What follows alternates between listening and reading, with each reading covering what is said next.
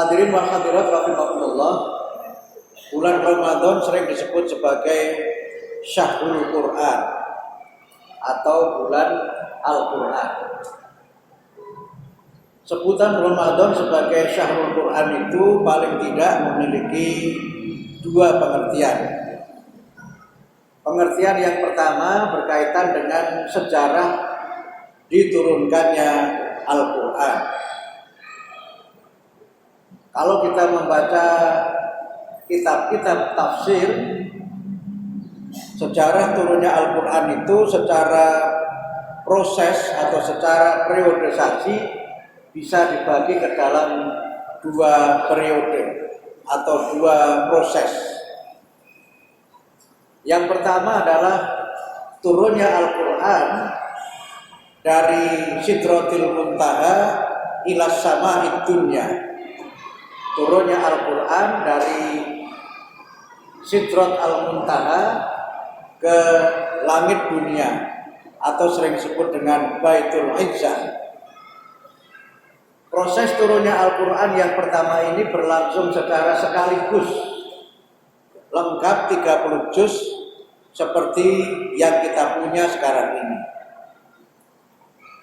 Proses turunnya Al-Quran yang pertama ini oleh para ahli tafsir sering disebut dengan Lailatul Qadar atau malam kemuliaan, yang memang kalau kita membaca Al-Quran di dalam surah Al-Qadar itu Allah mengutus para malaikatnya untuk menurunkan Al-Quran, dan di antara para malaikat yang turun itu adalah Ar-Ruh.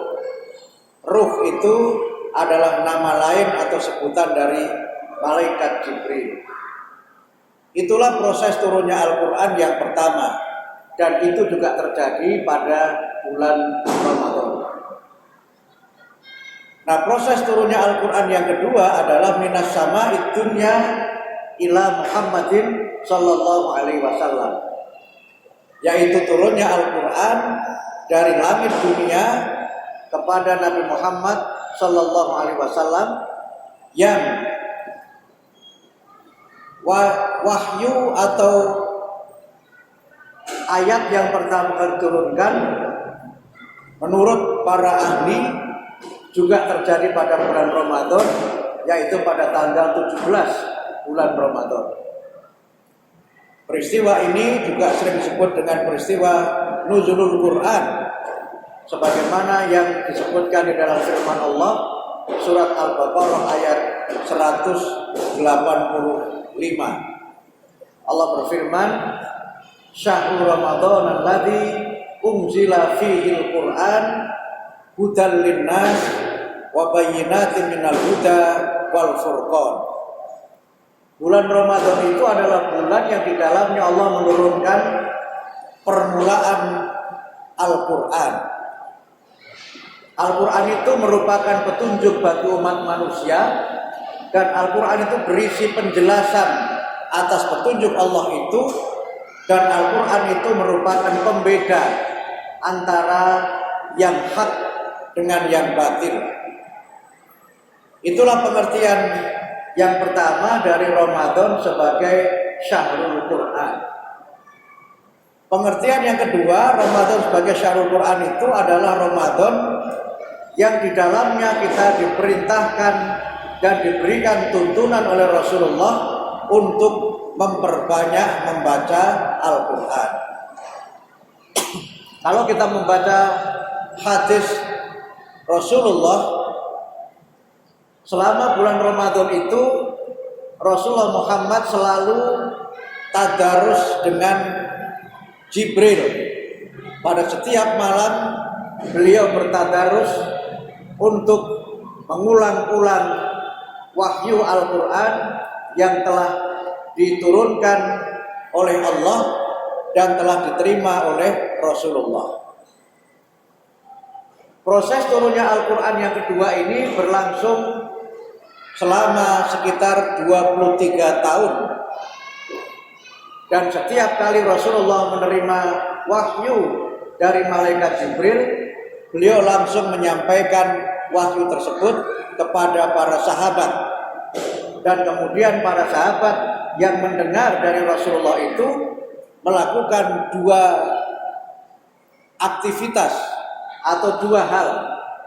Yang pertama, para sahabat itu menghafalkan wahyu yang disampaikan Rasulullah kepada mereka, dan yang kedua menuliskan wahyu Al-Quran itu ke dalam berbagai media untuk membantu menghafal agar hafalan-hafalan itu dapat diingat dengan sebaik-baiknya.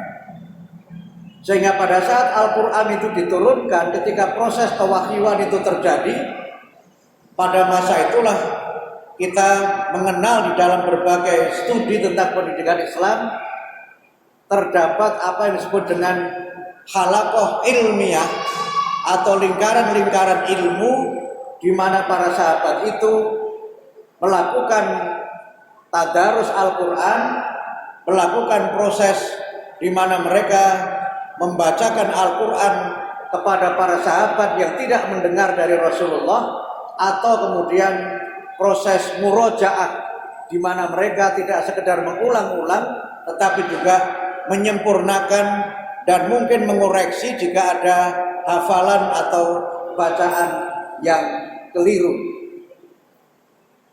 Kalau kemudian kita kaitkan Ramadan sebagai syahrul Quran dalam kehidupan kita sekarang ini, maka kita merasakan betapa pentingnya Al-Quran itu dan betapa pentingnya kita memperbanyak tadarus Al-Quran, wabil khusus pada malam hari bulan Ramadan.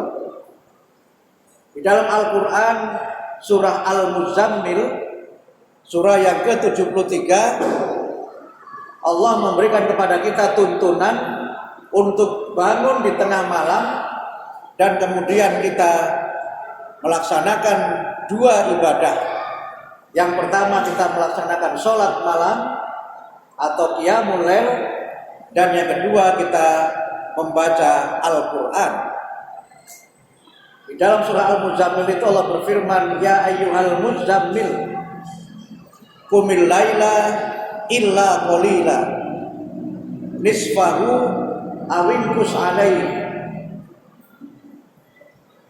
Wahai orang yang berselimut, bangunlah kamu pada malam hari, dan kemudian hendaknya kamu bangun itu cukup separuhnya saja atau kurang dari itu. Auzib alaihi, atau kamu boleh juga bangun separuh lebih sedikit. Warattilil Qur'ana tartila, dan hendaknya kamu membaca Al-Quran itu dengan tartil. Kalau kita membaca asbabun nuzul dari surat Al-Muzammil itu, atau sebab diturunkannya surat Al-Muzammil itu, di dalam beberapa kitab, misalnya kitab Asbabun Nuzul yang ditulis oleh Imam As-Suyuti, disebutkan bahwa surat Al-Muzammil itu diturunkan ketika Rasulullah merasa terusik ketenangannya dan merasa gundah dalam berdakwah menyampaikan ajaran agama Islam. Beliau selama berdakwah di Mekah itu mengalami tekanan yang luar biasa, mendapatkan rintangan yang luar biasa, dan juga dicaci maki dengan cacian-cacian yang menyesakkan dada, yang menyakitkan hati. Dalam situasi yang seperti itulah kemudian Rasulullah tidur berselimut untuk menenangkan diri. Tetapi dalam situasi seperti itu Allah menurunkan firman-Nya, ya ayyuhal muzammil, wahai seorang yang sedang berselimut dalam keadaan ketakutan. Ayat ini memiliki paling tidak 3 makna dalam konteks kita berdakwah, dalam konteks kita beribadah, dan dalam konteks kita mengamalkan Al-Quran dalam kehidupan kita sehari-hari. Yang pertama, Allah memberikan semangat kepada Rasulullah Muhammad untuk tidak usah sedih, tidak usah gemetar, tidak usah gentar dengan apapun rintangan, ancaman, dan berbagai kesulitan yang dihadapi dalam berdakwah. bangunlah kamu Muhammad. Jangan pernah merasa takut, jangan pernah merasa gentar. Kemudian yang kedua, kamu bangun dan kamu kuatkan hatimu dengan melaksanakan sholat pada malam hari. Kenapa sholat itu menjadi pilihan? Karena sholat memberikan kepada kita kekuatan. Sehingga di dalam beberapa ayat Al-Quran disebutkan kita ini hendaknya meminta tolong kepada Allah dengan sabar dan sholat. Dalam surat Al-Baqarah disebutkan, ya ayyuhalladzina amanu sta'inu bis sabri was sholat innallaha ma'as sabirin. Wahai orang-orang yang beriman, minta tolonglah kamu kepada Allah dengan sabar dan sholat. Sebagian ada yang menerjemahkan, wahai orang-orang yang beriman, jadikanlah sabar dan sholat sebagai penolongmu. Innallaha ma'as sabirin, sesungguhnya Allah beserta orang-orang yang sabar. Di dalam ayat yang lain, masih dalam surat Al-Baqarah, Allah juga memerintahkan kita untuk meminta tolong kepadanya dengan sabar dan sholat. Wasta'inu bis-sabri was-sholah wa innaha lakabiratun illa 'alal khashi'in. Minta tolonglah kamu kepada Allah dengan sabar dan sholat. Akan tetapi minta tolong kepada Allah dengan sabar dan sholat itu sungguh sangat berat, kecuali bagi orang-orang yang khusyuk di dalam sholatnya. Siapa orang yang khusyuk itu? Alladzina yadhunnuna annahum mulaqu rabbihim wa annahum ilaihi raji'un. Orang-orang yang yakin bahwa mereka suatu saat akan bertemu dengan Tuhannya. Maksudnya dia akan mendapatkan balasan surga atas amal solehnya, dan di surga itu mereka akan bertemu dengan Allah, bertemu dengan Tuhan mereka. Dan mereka juga sadar wa annahum ilaihi raji'un, suatu saat dia akan kembali ke hadapan Allah, cepat atau lambat semua manusia akan kembali ke hadapan Allah, atau sering disebut dengan wafat, mati atau meninggal dunia. Karena itulah maka Allah memerintahkan kepada Nabi Muhammad untuk senantiasa melaksanakan sholat agar hatinya menjadi kuat. Kemudian yang ketiga, agar tambah tenang dan tambah kuat itu hendaknya membaca Al-Quran. Warattilil Qur'ana tartila. Rottala, kalau saya mengikuti penjelasan dari beberapa ahli tafsir, artinya membaca Al-Quran dengan bacaan yang keras, dengan penuh penjiwaan, dan membacanya dengan benar, dengan pelan-pelan. Sehingga ada yang menerjemahkan membaca Al-Quran dengan tartil itu seperti seorang yang sedang menyanyikan sebuah lagu. Artinya Quran itu kita baca dengan nada sebagaimana ketika Jibril membacakan kepada Nabi Muhammad dan sebagaimana Nabi membacakan kepada para sahabatnya. Karena itu sekarang kita mengenal istilah murattal, di mana kita membaca Quran dengan tartil, dibaca pelan-pelan dengan makhraj yang benar, dengan tajwid yang benar, dengan mat yang benar. Bahkan tidak sekedar itu, tidak sekedar kita membaca dengan murattal, tapi juga mujawwad. Kita membaca dengan lagu-lagu tertentu yang kalau kita membaca dengan lagu-lagu itu, apalagi kita membacanya dengan sepenuh jiwa, dengan penuh rasa iman, maka hati kita menjadi bergetar. Di dalam Quran surat Al-Anfal disebutkan innamal mu'minuna alladzina idza dzukirallahu wajilat qulubuhum wa idza tuliyat 'alaihim ayatuhu zadatuhum imana wa 'ala rabbihim yatawakkalun. Orang-orang yang beriman itu adalah mereka yang apabila disebut nama Allah, hati mereka bergetar. Dan ketika dibacakan kepada mereka ayat-ayatnya, maka bertambah-tambah kuat iman dan bertambah-tambah kuat keyakinannya. Karena itulah maka kalau kita membaca Al-Quran, hati kita menjadi tenang. Hati kita menjadi begitu damai. Bahkan Quran itu tidak hanya menjadi petunjuk, tetapi Quran itu juga menjadi obat bagi penyakit yang ada di dalam dada. Di dalam surah Yunus ayat 57 Allah berfirman, "Ya ayyuhan nas, qad ja'atkum mau'izatun mir rabbikum." Wahai manusia, sungguh telah datang, telah diberikan kepada kamu sekalian nasihat dari Tuhanmu. Wa syifaa'un lima fis sudur, dan obat bagi penyakit yang ada di dalam dada, wa hudaw wa rahmatan lil mu'minin, dan sebagai petunjuk serta rahmat bagi orang-orang yang beriman. Oleh karena itulah maka hadirin wal hadirat rahimakumullah, kalau kita kembali kepada Ramadan sebagai syahrul Quran dan kemudian kita mengikuti firman Allah serta sunnah Rasulullah sebagaimana yang saya sampaikan tadi, maka marilah kita bersama-sama menjadikan Ramadan ini sebagai bulan di mana kita memperbanyak membaca Al-Quran. Tidak harus banyak yang kita baca, karena sebagian ada yang selama Ramadan ini berusaha mengkhatamkan Al-Quran 30 juz. Itu tentu amalan yang baik, tetapi tidak harus seperti itu.